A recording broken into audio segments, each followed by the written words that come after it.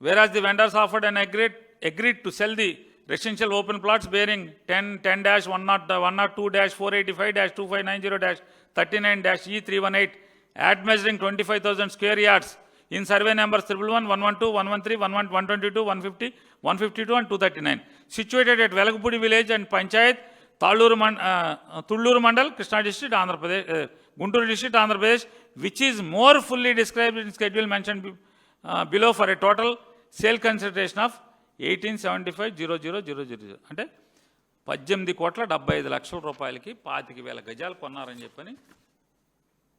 ఇదిగోండి, ఎన్నో తారీఖు ఇది? ఈ మధ్య కదా, ఏప్రిల్ 2వ తారీఖు, ఏప్రిల్ 2, 2025 కొన్నారంటే సంవత్సరం అయింది. సంవత్సరం క్రితం 25,000 గజాలు 18,75,00,000 రూపాయలు కొన్నారు. అంటే 7,500 లెక్కెడుతున్నట్టున్నారుగా, ఫోన్ తీసి కొడుతున్నట్టున్నారుగా. తప్పు చెప్పానా? కరెక్ట్గా అని చెప్పాను. పనులు 7,500 మీరు గజం అయితే, అంటే చంద్రబాబు నాయుడు గారి పేరు ఎందుకు లేదంటున్నానంటే, ఇక్కడ వేరే పార్టీ ఏంటి అంటే ఏదో నివాస ట్రస్ట్ అంట. అన్ని గమ్మత్తుగానే ఉంటాయి ఆయన ఆస్తులన్నీ కూడా, వాళ్ళ కుటుంబం అంతా కూడా. ఏదో హోల్డింగ్స్ అని అదని ఇదని రకరకాలుగా ఉంటాయి. నివాస ట్రస్ట్ అంట. 25,000 గజాలు ఎకరంలో కొనుక్కుని 4,000 గజాలు, 4,800 గజాల్లో జగన్మోహన్ రెడ్డి గారు తాడేపల్లిలో కొనుక్కుంటే, తాడేపల్లి ప్యాలెస్, సింగిల్గా ఉంటావు కదా చంద్రబాబు నాయుడు గారు, నువ్వు సింగిల్గా కదా, మీ అబ్బాయి సింగిల్, సపరేట్ సింగిల్, మీరు సింగిల్, 25,000 గజాలు మీకు కావాలా అని ఎవడన్నా అడిగామా మేము? సంవత్సరం అయింది మీరు కొనుక్కుని. దాన్ని ఏమంటారు? 4,840 గజాల్లో జగన్మోహన్ రెడ్డి గారు ఇల్లు కట్టుకుంటే చుట్టూ మొక్కలు పెట్టుకుని, మీకు అది పెద్ద తాడేపల్లి ప్యాలెస్ అయితే ఇదేమో, దీన్ని ఏమంటారు చెప్పండి? ఈ 25,000 గజాలను ఏమంటారు? దీన్ని? నోటికి కాస్త శుద్ధి ఇది ఏముండదు. అవతలని మాత్రం ఏది పడితే అది మాట్లాడతాం మనం, బూతులు తిట్టిస్తాం మనుషుల్ని పెట్టించి. మరి నారాయణ గారు లెక్క చెప్పండి. మీరు ఇప్పుడే చెప్పారు జగన్ తుగ్లక్కు, జగన్ అది ఇది అని తిట్టారు కదా. నిన్నైనా మాట్లాడారు నారాయణ గారు? మొన్న ఏం సార్? మొన్న శనివారం నాడు మాట్లాడారు నారాయణ గారు. చంద్రబాబు నాయుడు గారు మీరు చెప్తారా, నారాయణ గారు చెప్తారా? మీరు గజం 7,500 చొప్పున కొంటే 5,000 ఎకరాలు, గజం 5,000 ఎకరాలు ఇంటూ 48,40 ఇంటూ 7,500 ఎంత?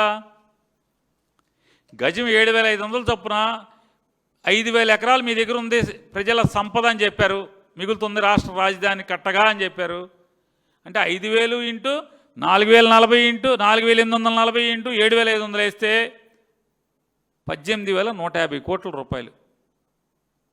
మరి ఎవరిని చూపించాలి ఇప్పుడు? ఇండల రామసుబ్బారెడ్డి గారికి? తొగ్లక్ ఎవడో? మెంటలు ఎవడో? అబద్ధాలు చెప్తున్నది ఎవడో? ఈ రాష్ట్రాన్ని ముంచేస్తున్నది ఎవరు? మోసం చేస్తున్నది ఎవరు? పట్టపగలు మోసం చేస్తున్నది ఎవరు? నారాయణ గారు ఎవరు? ఇవాళ గజం 7,500 అంటే ఎకరా 3,63,00,000 రూపాయలు. ఎకరా 3,63,00,000 రూపాయలకి నారా చంద్రబాబు నాయుడు గారు మళ్ళీ ప్రైమ్ ల్యాండ్ ఏమండి, సచివాలయం మీరు కట్టబోతున్నటువంటి సచివాలయానికి ఎదురుగుండా పెద్ద రోడ్డు, అమరావతిలో వచ్చేటువంటి పెద్ద రోడ్డు ఫేసింగ్, చంద్రబాబు గారి ఇంటి వెనకాల హైకోర్టు, ఇంటి ముందు సెక్రటరేట్, గజం 7,500 అంత ప్రైమ్. మొత్తం అమరావతిలో అంత అన్ని చోట్ల సెక్రటరేట్ అన్ని చోట్ల ఉండవు కదా. మరి అప్పుడు రేట్ ఎంత అవుద్ది? ఈ రేటు ఉండదుగా, ఈ రేటు ఉండదు కదా. మరి ఈ రేటు ఉండకుండా నేను ఈ రేట్లు ఎక్కేసుకుంటేనే 18,150 కోట్లు 18,150 కోట్లు ఆస్తి అయితే మనం చేస్తున్న అప్పు ఇప్పటికే 51,000 కోట్లు. మీరు అప్పు టెండర్లు పిలిచామన్నారు, మొత్తం అప్పు 51,000 కోట్లు. ఇది మోసం, దగా కాదా అంటున్నాను. ఈ రాష్ట్రాన్ని అప్పులు కుప్ప చేయడం కాదా అంటున్నా. ఎంతో చెప్పరు. ఓన్లీ సచివాలయం తాత్కాలికంగా బేసిక్ క్యాపిటల్. అంటే బేసిక్ క్యాపిటల్ అంటే ఏంటి? నారాయణ గారు, చంద్రబాబు నాయుడు గారి దృష్టిలో సచివాలయం, హైకోర్టు, అసెంబ్లీ ఈ మూడు కలిసి బేసిక్ క్యాపిటల్. ఈ మూడు కలిసి బేసిక్ క్యాపిటల్ కడితే మిగతా రాజధాని ఎప్పుడు కడతారు? ఎంత కావాలి డబ్బు? మాకు చెప్పరా అంటనా? ఎంత అవుద్దో చెప్పరా అని అంటనా?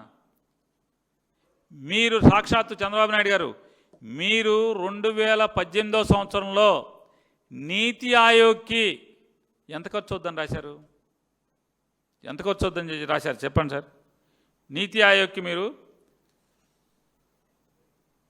1,09,023 కోట్ల రూపాయలు కావాలి రాజధాని నిర్మాణానికి. డిపిఆర్ పంపించారు మీరు. 62,623 ఒక పార్టు, 46,400 రెండో పార్టు, రెండు కలిసి వెరసి 1,09,023. ఇది బిల్డింగ్ అడ్మినిస్ట్రేటివ్ కాదు, ఈ డిపిఆర్ మొత్తం ఇన్ఫ్రాస్ట్రక్చర్ కోసం. అంటే 1,09,023 కోట్ల రూపాయలు ఇన్ఫ్రాస్ట్రక్చర్కి అయితే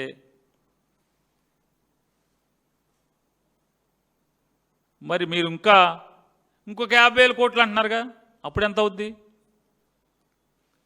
అంటే ఇది ఎప్పుడు 2018 రేట్ల ప్రకారం. మొన్నే నారాయణ గారు ఈ మధ్య ఒక వారం రోజుల క్రితం ప్రెస్ మీట్ పెట్టాడు. మొత్తం ఎచ్చాల్ చీటీగా లెక్కలు చదివాడు. మన ఇళ్ళల్లో ఎచ్చాల్ పసుపు ఇంత, కారం ఇంత ఏం చెప్తాం కదా, మామూలుగా దాని ప్రకారం చదివాడు. స్టీలు 40% పెరిగింది, సిమెంటు 30% పెరిగింది, ఇది ఇంత పెరిగింది, అది ఇంత పెరిగింది, లేబర్ ఛార్జ్ ఎంత పెరిగింది.